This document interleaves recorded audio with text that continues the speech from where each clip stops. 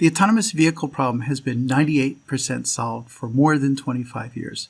This may come as something of a surprise, but back in July 1995, a Carnegie Mellon minivan went from Washington, D.C. to San Diego 98.2% hands off the wheel in an exercise called No Hands Across America.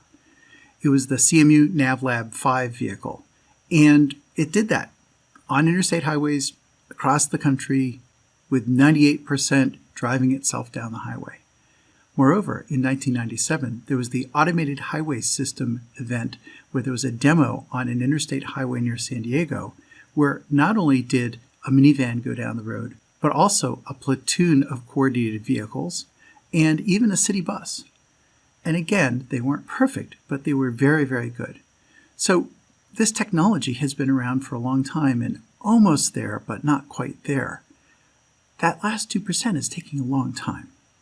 So the issue with that, first of all, to deploy this technology at scale is, what about that 2%? Why is that so hard?